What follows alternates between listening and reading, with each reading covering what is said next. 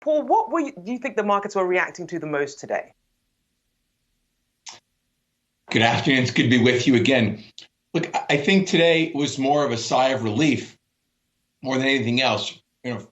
Friday didn't end so great. Markets have been volatile.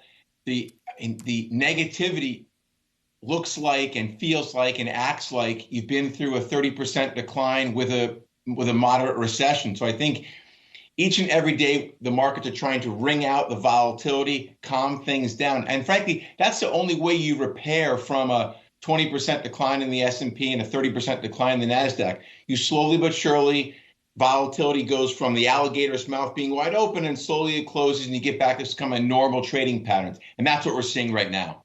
Paul Kim, lots of focus is going to be on the end of the week when we get that latest CPI print. Questions about what's been priced into the market in terms of inflation. How do you see that? I think the pendulum's swung back a little bit in the past couple of weeks, right? May ended up essentially flat. And so if anything's priced in, I think much more moderate Fed is currently priced in. And not so much dependent on the single CPI print on Friday, but I think there's going to be a continuous sort of realization that inflation is not transitory, it's here to stay. There's a lot of pressures, both from a tight job market, a continuous high and elevated housing market, as well as all the supply chain and commodity related issues that we faced all year. And I think really the culmination is going to be next week where we expect to see some more market volatility. We're kind of trading sideways until the continuation of that narrative begins again. Paul Schatz, there's a first time for everything and likely the last time I ever ask about Cardi B talking about the economy, but here it is, and here's your opportunity to speak to her. She tweeted this: when y'all think they're going to announce that we're going into a recession? And Paul Schatz, what's your answer? Are we headed toward a recession?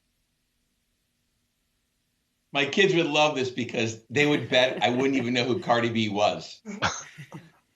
But here's what's so fascinating and so eye-opening about this. When someone in pop culture starts tweeting, commenting about markets, about the economy, it's like having it on the cover of Time or Newsweek or U.S. News and World Report. It's so beyond what we're in the industry focus on. When that happens, the negativity needle is about as pressed as it can get.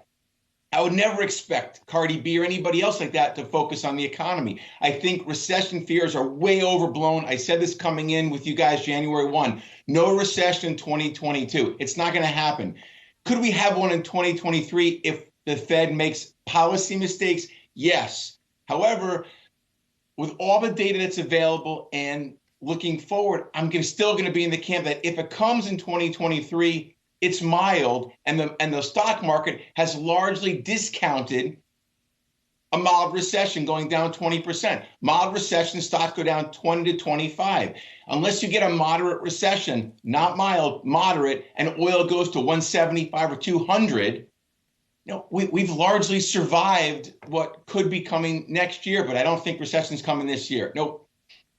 And we've seen a lot of people on Twitter saying, look, a lot of you are going to end up just sort of speaking a recession into existence because it keeps becoming this narrative, even though a lot of analysts are saying, if we do get one, perhaps next year or perhaps not at all. Paul Kim, I want to ask you about some of the narratives that we're seeing in terms of what the Fed can really do to break some of this inflation inertia. What are you keeping an eye on? Really looking at, obviously, interest rates. The bond market, relatively smart compared to many markets and has been fluctuating, right? Back and forth. But really, I think the single most important metric is oil. I think oil is going to tell you a lot about which side is winning, because traditionally oil has created recessionary impulses when it's roughly doubled in a year, and we're pretty close to that. And if oil continues to rip, it's going to by itself create a lot of the energy, no pun intended, to create a recession. But also, if you see it really start to sell off, that's a classic pattern of a recession in progress. So either way, a very sharp sell-off in oil or continuous ramp up in oil, I think either of those are pretty bad for our future outlook. Paul Schatz, what do you like in this environment right now when there's uncertainty? We have record high gas prices. Inflation isn't too far from the 40-year high. What are you buying? Look, Shauna, You go down 20% in the S&P, go down 30% in the NASDAQ, and you got a whole bunch of stocks down 60, 70, 80, 90%. There's a whole lot I love. You just got to give me the time frame. So short term, I think I love the semis. If you want to get granular, you can look at AMD and Broadcom. I did like Tesla. It's just so hard with this constant circus of a game with Twitter. So I'm not going to add to my small position in Tesla, but certainly semis. I love utilities if you want to get some income. We've been paring back our energy exposure as crude's gone higher.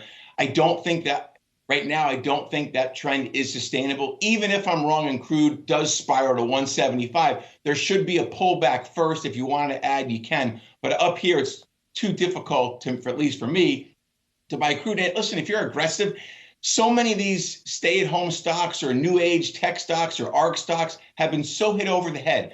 I do think stock market rallies in the process of rallying 7 to 15%, those stocks should go 15 to 30% in the short intermediate term. There's plenty to love here. If I were and I love bonds to the end of the year. I think bonds offer phenomenal risk reward. I think the worst case is bonds go sideways. Best case, you get back half of what people lost early in the year. We get into the middle of summer, I may want to be a seller, but right now, I think the path of least resistance is higher, and I don't see a moderate recession, which would make me wrong.